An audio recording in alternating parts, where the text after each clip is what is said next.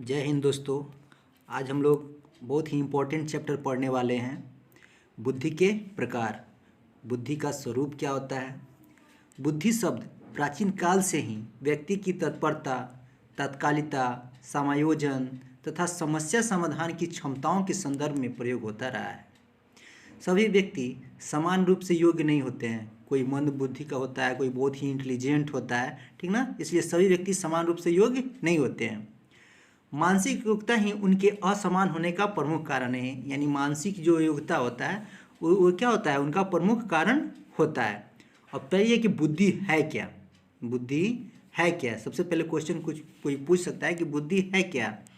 इस संबंध में मनोवैज्ञानिकों में सदैव मतभेद रहा है। यानी इसमें हमेशा मतभेद रहा है कि बुद्धि ऐसा है ऐसा है। इस मतभेद को अंत करने के लिए प्रसिद्ध मनोवैज्ञानिकों ने अनेक अवसर पर एकत्र हुए हैं। हमेशा इन्होंने क्या हुआ है, एकत्र हुए हैं। 1910 में अंग्रेज मनोवैज्ञानिकों की सभा और 1921 में अमेरिकी मनोवैज्ञानिकों की सभा हुई, ठीक ना। एक बार 10 में हुई थी और एक बार 1921 में हुई थी। 1910 में कहाँ हुई थी, अंग्रेज मनोवैज्ञानिक के द्वारा, और 1921 में क्या हुआ था, अमेरिकी वैज्ञानिक के द्वारा हुआ था। 1923 में विश्व के सभी मनोवैज्ञानिक जो थे अंतर्राष्ट्रीय परिषद में हुई, बुद्धि पर चर्चा करने के लिए हुआ, जिसमें रॉस साहब ने लिखा है, वे यह निश्चित नहीं कर सके कि बुद्धि में स्मृति या कल्पना या भाषा या अवधान या गामक, जिसको मोटर बोला जाता है, योग्यता या संवेदना सम्मिलित है या नहीं है। इस रॉस साहब ने कहा है। कुछ मनोवैज्ञानिकों ने बुद्धि के बारे में बहुत सा कुछ धारणा था। जैसे वुडवर्ड साहब ने बोला था बुद्धि कार्य करने की एक विधि है। तो टर्मन साहब क्या बोले थे, बुद्धि अमूर्त विचारों के बारे में सोचने की योग्यता है। तो बुड्रो साहब क्या बोल रहे हैं, बुद्धि ज्ञान का अर्जन करने की क्षमता है। तो डियरबार ने क्या बोला था, बुद्धि सीखने या अनुभव से लाभ उठाने की क्षमता है। यानी क्या होता है कि सबने अपना अपना क्या किया, अपना अपना विचार दिए कि बुद्धि यह है। गाल्टन साहब तो बोल दिए बुद्धि पहचानने तथा सीखने की शक्ति है। वहीं बकिंघम साहब बोलते हैं सीखने की शक्ति ही बुद्धि है। अक्सर क्वेश्चन में पूछ देता है कि सीखने की शक्ति ही बुद्धि है, किसने कहा था, तो बकिंघम साहब ने बोला था। यानी बुद्धि के बारे में क्वेश्चन अक्सर सीटेट या किसी भी टेट में जरूर आता है। तो आइए आज हम लोग जानते हैं कि बुद्धि के प्रकार के बारे में हम लोग जानेंगे। तो हम लोग का टॉपिक क्या रहा, बुद्धि के प्रकार। तो हम बुद्धि के प्रकार के बारे में जानेंगे। बुद्धि का विभाजन करना एक कठिन कार्य है। यानी बुद्धि का विभाजन करना एक बहुत ही कठिन कार्य है। बुद्धि तो वह क्षमता है जिसका उपयोग व्यक्ति विभिन्न तथा परिवेश में करता है। यानी जिस तरह आपका परिवेश रहेगा उसी तरह वो आदमी अलग अलग आदमियों से उसका क्या करेगा, उसका उपयोग करेगा। इस आधार पर बुद्धि का वर्गीकरण विद्वानों ने इस प्रकार किया है। जैसे बुद्धि का, जैसे गैरिट साहब ने 3 प्रकार को बुद्धि बताया है। गैरिट साहब ने कितने प्रकार का बुद्धि बताया है, 3 प्रकार का। वह बुद्धि कौन कौन सा है, मूर्त बुद्धि हुआ, अमूर्त बुद्धि हुआ और सामाजिक बुद्धि हुआ। यानी गैरिट साहब ने कितने प्रकार का बुद्धि बताया है, 3 प्रकार का, मूर्त बुद्धि, अमूर्त बुद्धि और सामाजिक बुद्धि बताया है। और एक एक करके हम सारे बुद्धि के बारे में जानेंगे। तो क्लियर हो गया कि गैरिट साहब ने कितने प्रकार का बुद्धि बताया है, 3 प्रकार का बुद्धि बताया है। तो हम लोग चलते हैं मूर्त बुद्धि के बारे में जानते हैं कि मूर्त बुद्धि क्या है। इस बुद्धि को गामक या यांत्रिक बुद्धि भी कहते हैं। यानी इसको क्या बोलते हैं, क्वेश्चन पूछ सकता है कि मूर्त बुद्धि को क्या क्या कहा जा सकता है। तो इसको गामक भी कहा जाता है और यांत्रिक बुद्धि भी कहते हैं। सीटेट का एक इंपॉर्टेंट क्वेश्चन है। जो भी आपको इंपॉर्टेंट लगे उसको कॉपी में ज़रूर नोट कर लीजिएगा। अगर आपको ये अच्छा लगता है तो इस बात को अपने दोस्तों को भी बताइए ताकि उनको भी आपके माध्यम से उनको फ़ायदा हो। तो क्या बोलते हैं, मूर्त बुद्धि को क्या बोला जाता है, गामक या यांत्रिक बुद्धि भी कहते हैं। इसका संबंध यंत्रों और मशीनों से होता है। इनका संबंध जो होता है किसी भी यंत्र या मशीन से होता है। जिस व्यक्ति में यह बुद्धि होती है वह यंत्रों और मशीनों के कार्य में विशेष रुचि लगता है। यानी जिसको भी क्या होता है, यह बुद्धि होती है, उसको यंत्र या मशीनों में क्या होता है, विशेष रुचि लेता है।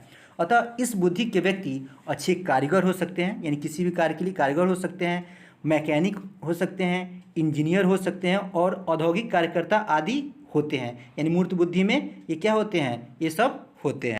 यानी हम कह सकते हैं कि जिसके पास मूर्त बुद्धि होता है उसको यंत्र या मशीनों से क्या होता है, बहुत अधिक रुचि होता है। या तो वह मैकेनिक अच्छा होगा, या कारीगर अच्छा होगा, या इंजीनियर हो सकता है, या अधिक कार्यकर्ता भी हो सकता है। उसको हम लोग क्या क्वेश्चन पूछ सकता है कि अच्छे कारीगर या मैकेनिक किस बुद्धि के अंतर्गत आते हैं, तो क्या आंसर हो जाएगा, मूर्त बुद्धि के अंतर्गत ये सब आते हैं। क्लियर। मूर्त बुद्धि को क्या कहते हैं, गामक या यांत्रिक बुद्धि कहते हैं। अब हम लोग चलते हैं अमूर्त बुद्धि के बारे में पढ़ते हैं। अमूर्त बुद्धि क्या होता है। इस बुद्धि का संबंध पुस्तकीय ज्ञान से होता है, यानी इसमें क्या होता है, पुस्तक का ज्ञान इसमें बहुत अधिक मात्रा में होता है जिसके पास अमूर्त बुद्धि होती है। जिस व्यक्ति में यह बुद्धि होती है वह ज्ञान का अर्जन करने में विशेष रुचि लेता है। यानी क्या होता है, ज्ञान को वो बहुत अर्जन चाहता है, वो कहीं ना कहीं से वह रुचि लेना चालू हो जाता है, कैसे है, क्यों है, यानी क्या होता है, इसमें विशेष रुचि लेता है। अतः इस बुद्धि में व्यक्ति जो होते हैं अच्छे वकील होते हैं, डॉक्टर होते हैं, दार्शनिक होते हैं, चित्रकार होते हैं, साहित्यकार होते हैं आदि होते हैं। यानी क्वेश्चन पूछ सकता है कि दार्शनिक किस बुद्धि के अंतर्गत आते हैं, तो किस बुद्धि के अंतर्गत आते हैं, अमूर्त बुद्धि के अंतर्गत आते हैं। क्लियर। तो आगे हम लोग चलते हैं। अब हम लोग जानेंगे सामाजिक बुद्धि, यानी सामाजिक बुद्धि किसको हम लोग बोलते हैं, ठीक ना। ये जितने भी पढ़ रहे हैं किसके द्वारा पढ़ रहे हैं, गैरिट के प्रकार के बारे में पढ़ रहे हैं। तो सामाजिक बुद्धि, इस बुद्धि का संबंध व्यक्तिगत, यानी व्यक्तिगत बोला जाता है स्वयं का, और सामाजिक कार्यों से होता है, यानी समाज में इनका कार्य जो होता है बहुत ही उससे रिलेटेड ही रहता है। जिस व्यक्ति में यह बुद्धि होती है वह मिलनसार, यानी मिलनसार माने वो किसी से वो चाहता है बात करना, यानी वो मिलना जुलने वाला होता है, सामाजिक कार्यों में रुचि लेने वाला होता है, और मानव संबंध के ज्ञान से परिपूर्ण होता है, यानी मानव संबंध से जितने भी ज्ञान होते हैं उससे क्या होता है, वह परिपूर्ण होता है। अतः इस बुद्धि के व्यक्ति अच्छे मंत्री बनते हैं, यानी नेता टाइप के जो होते हैं वो बनते हैं, व्यवसायी बनते हैं, व्यवसायी जिससे मिलनसार जो होते हैं, कूटनीतिज्ञ बनते हैं, और सामाजिक कार्यकर्ता होते हैं। यानी आपसे क्वेश्चन पूछ सकता है कि कोई अच्छे नेता हुआ चाहे मंत्री हुआ किस बुद्धि के अंतर्गत आएंगे, तो किस अंतर्गत आएंगे, सामाजिक बुद्धि के अंतर्गत आते हैं। क्योंकि उनका क्या होता है, समाज से जितना भी रिलेटेड रहेगा, मानव संबंध यानी कुछ भी रहेगा समाज से मिलनसार, वो सब किसके अंतर्गत आ जाता है, सामाजिक बुद्धि के अंतर्गत आ जाता है। तो क्रिएट हो गया कि गैरिट साहब ने 3 प्रकार का बुद्धि बताया है, कौन कौन सा, मूर्त बुद्धि, अमूर्त बुद्धि और सामाजिक बुद्धि। हम लोग तीनों प्रकार के हम लोग जान गए। क्लियर। यानी सामाजिक बुद्धि भी जान गए, अमूर्त बुद्धि भी जान गए, और मूर्त बुद्धि भी जान गए। क्लियर। अब हम लोग आते हैं थॉर्नडाइक ने बुद्धि का वर्गीकरण किस प्रकार किया है। गैरिट साहब ने 3 प्रकार का तो उसका उल्लेख कर दिया है, और थॉर्नडाइक साहब ने भी बुद्धि का वर्गीकरण 3 प्रकार का ही किया है। कौन कौन, अमूर्त बुद्धि, सामाजिक बुद्धि और यांत्रिक बुद्धि। देखिए जो उन्होंने किया है वही सेम इसमें भी किया है, लेकिन उसमें क्या था, मूर्त, अमूर्त और सामाजिक, इसमें भी वही चीज़ है, अमूर्त बुद्धि भी है, सामाजिक बुद्धि भी है, यांत्रिक बुद्धि। आपको पहले ही बताया गया था कि मूर्त बुद्धि को ही क्या बोला जाता है, गामक या यांत्रिक बुद्धि बोला जाता है, इसलिए आपको कंफ्यूज नहीं होना। यानी यांत्रिक बुद्धि को यहाँ पर हम लोग क्या बोल सकते हैं, मूर्त बुद्धि भी हम लोग बोल सकते हैं। यानी इसमें भी वही है जो गैरेट साहब ने बताया था, वही थॉर्नडाइक साहब ने बताया है। अब यहाँ पर कन्फ्यूजन होने की बात नहीं है, क्योंकि किसी किसी बुक में लिख देता है यांत्रिक बुद्धि, तो यांत्रिक हम आपको पहले ही बता चुके हैं कि यांत्रिक बुद्धि को ही गामक या यांत्रिक बुद्धि बोला जाता है। किसको बोला जाता है, मूर्त बुद्धि को ही बोला जाता है। यानी थॉर्नडाइक साहब के बुद्धि का जो वर्गीकरण किया गया है उसका हम लोग पहला भाग देखते हैं, अमूर्त बुद्धि। जिस तरह पिछला वाले गैरेट साहब ने किए थे उसी में हम लोग क्या बोलते हैं, अब थॉर्नडाइक के बारे में पढ़ते हैं। इन्होंने अमूर्त बुद्धि के बारे में क्या बोला है, अमूर्त बुद्धि ज्ञान उपार्जन के लिए प्रयोग की जाती है। यानी ज्ञान को क्या किया जाता है, जहाँ से भी प्राप्त किया जा सकता है। इसमें शब्दों, प्रतीकों, समस्या समाधान आदि के रूप में अमूर्त बुद्धि का प्रयोग किया जाता है। जैसे कोई समस्या हो जाता है, जैसे अमूर्त बुद्धि, वो तो जैसे कोई चीज़ समस्या पैदा हो गया तो आप क्या कीजिए, समाधान सोचने के लिए क्या करते हैं, चिंतन करते हैं, सोचते हैं कैसा होगा, उसका निष्कर्ष निकालते हैं, कुछ इमेजिन करते हैं। ये जितनी भी चीज़ आते हैं ये सब क्या हो जाते हैं, अमूर्त बुद्धि के अंतर्गत आते हैं। यानी इसमें क्या होता है, हम लोग ज्ञान उपार्जन करते हैं, इसमें रचनात्मक भी बोल सकते हैं, ऐसा हो सकता है, ऐसा हो सकता है, यानी कल्पना हम लोग कर सकते हैं। तो अमूर्त बुद्धि में क्या होता है, ज्ञान उपार्जना करने के लिए प्रयोग किया जाता है। कोई क्वेश्चन पूछ सकता है, समस्या समाधान किस बुद्धि के अंतर्गत आता है। क्वेश्चन हो सकता है समस्या समाधान किस बुद्धि के अंतर्गत आता है, तो किस बुद्धि के अंतर्गत आता है, वह होता है अमूर्त बुद्धि के अंतर्गत आता है। क्लियर। चलिए तब हम लोग आगे चलते हैं।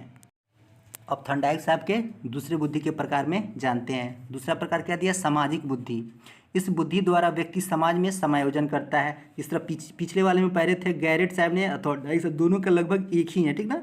इस बुद्धि द्वारा व्यक्ति समाज में समायोजन करता है, यानी समाज के साथ कैसे समायोजन, समायोजन का अर्थ क्या होता है, यानी जैसे स्थिति है उसी के अनुसार अपने आप को ढाल लेना ही क्या होता है, समायोजन होता है। यानी उसी के साथ आप अनुरूप हो जाते हैं, ढल जा रहे हैं, उसी को क्या बोलते हैं हम लोग, समायोजन बोलते हैं। जैसे विभिन्न व्यवसायों में सफलता प्राप्त करता है। देखिएगा कि जो विभिन्न व्यवसाय होता है वो अपने आप को क्या करता है, वो अपने आप को उसी रूप में वो ढाल लेता है। जब वो मंदी पड़ता है तो उसी के अनुसार वो करता है, और जब वो क्या होता है, जब वहाँ बिक्री ज़्यादा हो जाता है उसी के अनुसार वो क्या करता है, उतार चढ़ाव आते रहता है, यानी क्या करता है, वो अपने आप को समायोजन कर लेता है। तो वो किस बुद्धि में आ जाएगा, वह जो आ जाएगा सामाजिक बुद्धि में आ जाएगा। अब हम लोग चलते हैं नेक्स्ट। अब हम लोग आते हैं यांत्रिक बुद्धि के बारे में। यांत्रिक बुद्धि यानी क्या बोलते हैं, इसको मूर्त बुद्धि भी बोला जाता है, इसको गामक बुद्धि भी बोला जाता है। क्रियत की पहले ही आपको बता चुके हैं, बहुत ही इंपॉर्टेंट है कि यांत्रिक बुद्धि को गामक बुद्धि भी बोला जाता है और मूर्त बुद्धि भी कहा जाता है। तो कह रहा है इस बुद्धि की सहायता से व्यक्ति यंत्रों तथा भौतिक वस्तुओं का परिचालन करता है। यानी क्या होता है, व्यक्ति यंत्रों यानी जिसमें यंत्र होते हैं, भौतिक वस्तुओं का क्या करता है, परिचालन करता है। ऐसे व्यक्ति इंजीनियर, मैकेनिक, टेक्नीशियन आदि होते हैं। ये तो आपको बोल दिया गया है, गैरिट साहब ने ही बोला था, थॉर्नडाइक साहब ने ही 3 बताया था, और गैरिट साहब ने भी 3 प्रकार का बताया था, और दोनों का लगभग एक ही है। तो हम चाह रहे हैं कि अगर आपके माध्यम से अगर वीडियो अच्छा लगता है तो इसको लाइक कीजिए और सब्सक्राइब कीजिएगा। धन्यवाद।